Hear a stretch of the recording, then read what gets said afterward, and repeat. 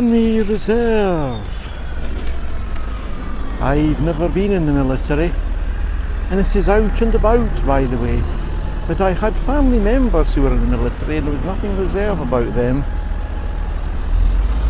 They were the generation that went off to war. My mother used to wrongly call the Army Reserve the Home Guard, but I've been doing some checking and I found that the Home Guard were actually disbanded. The Army Reserve is completely different and came later. But nevertheless, the reserve is there, I suppose, to be deployed if necessary. And it says be the best. I expect that that's to inspire those who join to be the best at what they are called to do, or what they've volunteered to do. Do we aspire to be the best? Or are we all plodders?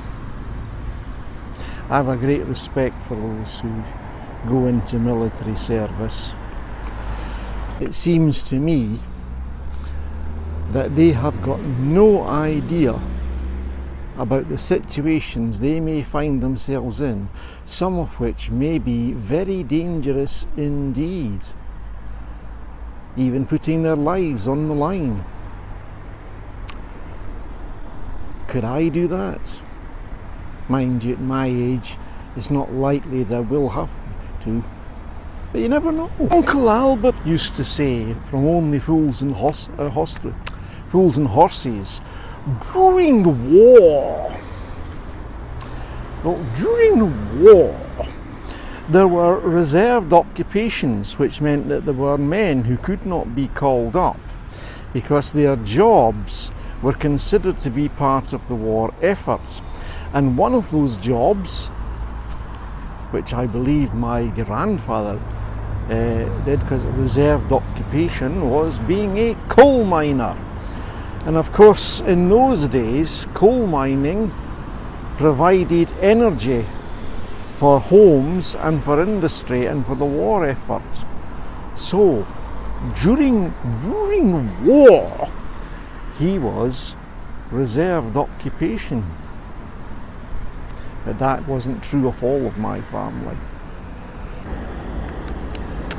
It so happens that last week VJ Week was marked, when bombs were dropped upon Japan to bring an end to the Second World War. And then prior to that was VE Day, the 8th of May. So in marking 80 years since the end of the Second World War, but what have we learned from it? Possibly not as much as we think, because my generation were very much aware of the war due to the fact that our parents were in it, or our grandparents were in it, but that's starting to fade from the collective memory.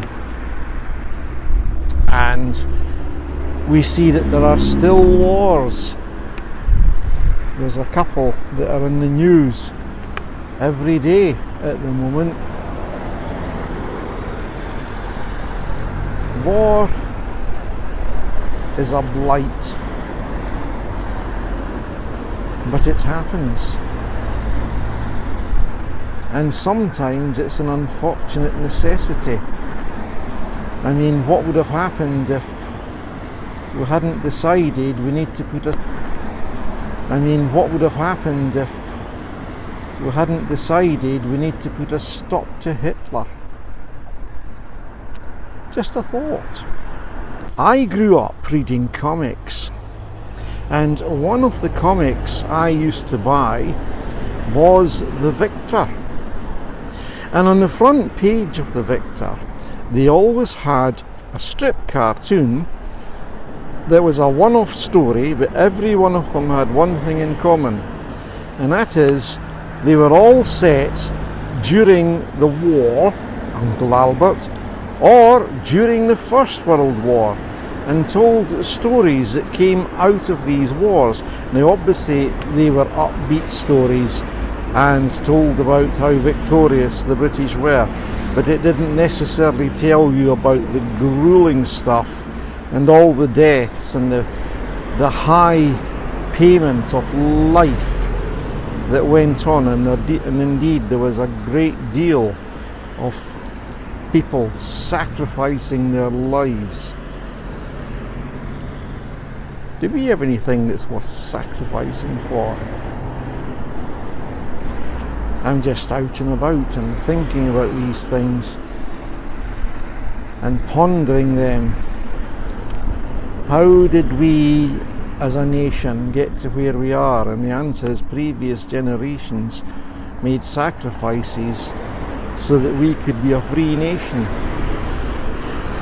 And indeed, Europe could be a free continent. Well, I'll leave you with these ponderings, and this has been Out and About.